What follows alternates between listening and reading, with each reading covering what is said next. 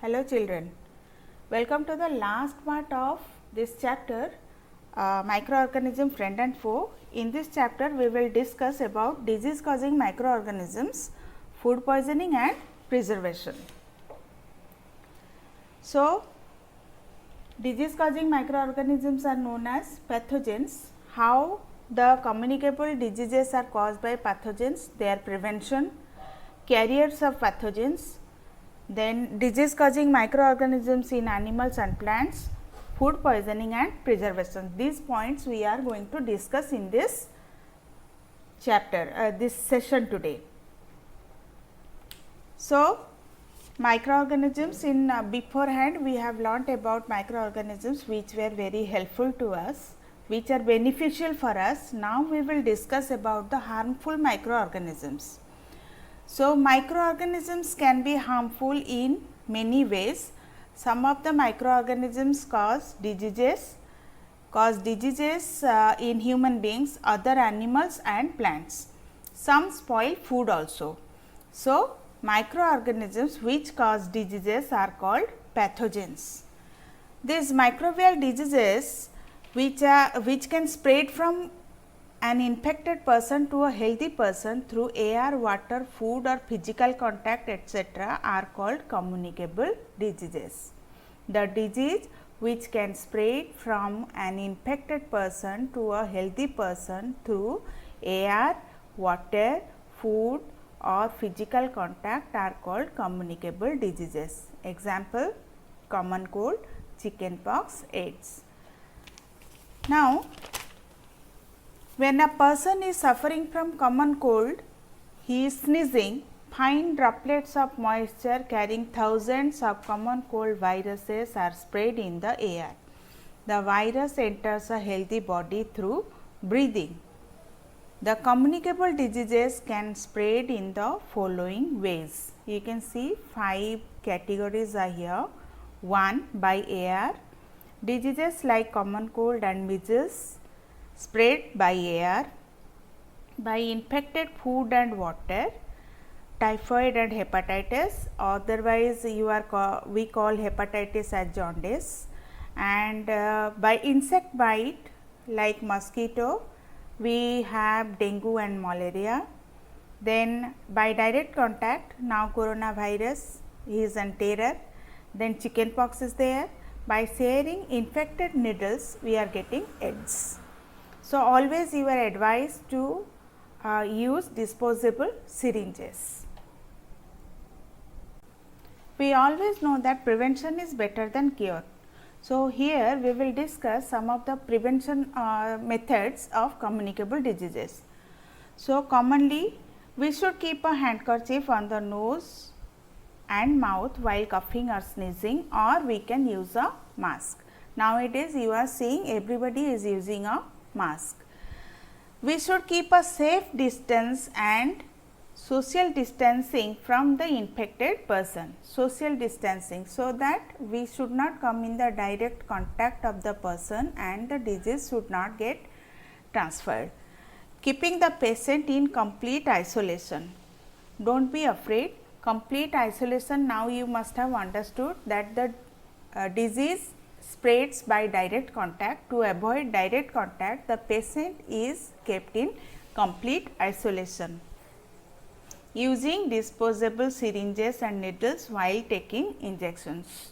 So, always remember, whenever you are going to take any injection, you are using disposable syringes, that is new ones. No direct contact, no shaking hands, no hugging, nothing, only Namaste India. We should not use any belongings like towel, clothes, utensils of the infected person. And very important, vaccination at the proper time also prevents many diseases. So, since childhood, many children or all the children are given vaccines. And some of the common methods which are there in your hand that you can do, that is maintain personal hygiene and good sanitary habits. Good sanitary habits, you can see here, taking bath every day, washing your hands frequently, then washing your clothes regularly, and keeping your surrounding clean. Not only you will keep yourself clean, but also your surroundings should be clean. We should not urinate, spit or litter outside. Now, if you will do such things, you have to give fine for corona, and spraying insecticides wherever needed. Okay, and avoid street food. To improve our immune system, we can have balanced diet or food which will improve our immunity, like citrus fruits and vegetables. Then the citrus foods are these are also called as protective foods. Do some type of yoga or pranayama or dance, aerobics, skipping, some kind of healthy activities to keep your immune system strong. Now, we will discuss about the carriers of disease causing microbes. There are some insects in our environment which transfer disease causing microbes into our body either by contaminating the food or by biting us. You can well guess now who are these insects. These are housefly and mosquito. First, we will discuss about the housefly. The insect or any animal which transmits disease causing microbes to humans are called a carrier.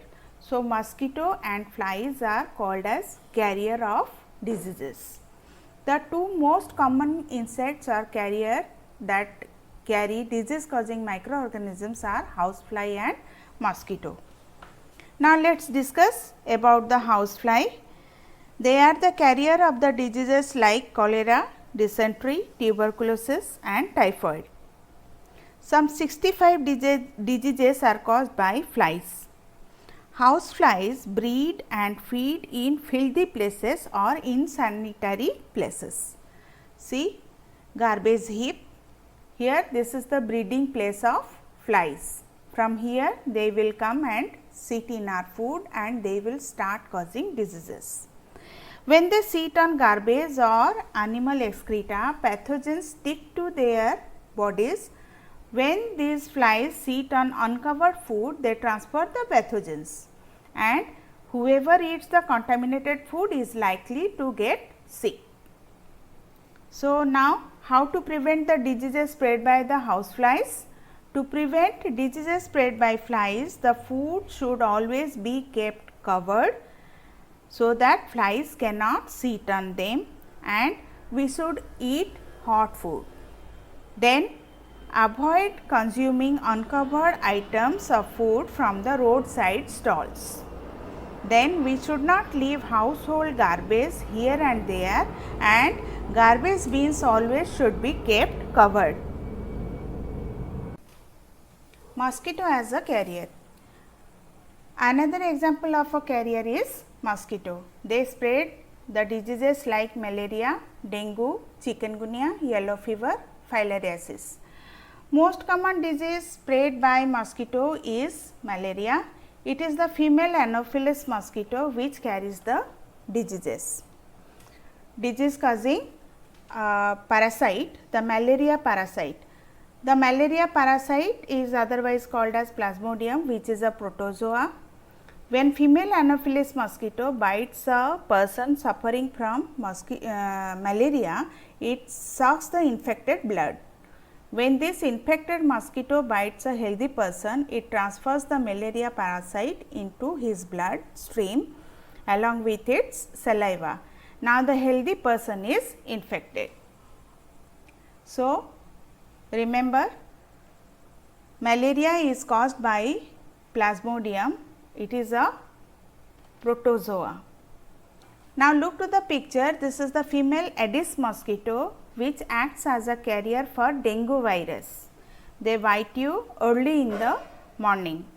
Remember, malaria is caused by a protozoa, but dengue is caused by a virus. Then, what we can do to save us from mosquito bite? So, what are the preventive measures? All mosquitoes breed in water. So, one should not let water collect anywhere in cooler, tire, flower pots, etc. Okay.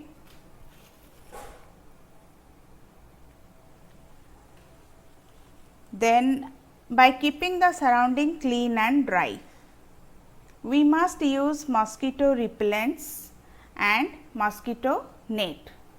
Oil should be sprayed on the surface of dirty water in drains to kill the larvae of the mosquito.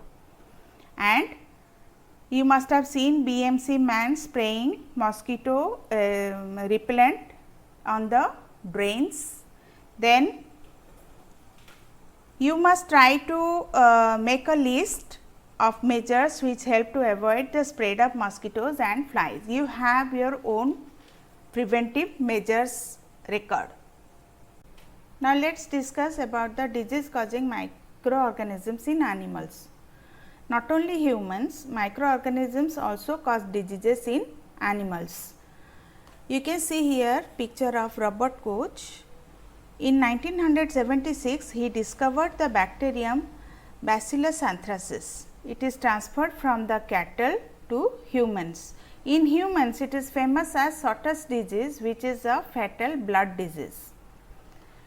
Anthrax is a dangerous human and cattle disease caused by a bacterium Bacillus anthracis. You can see the picture of Bacillus anthracis.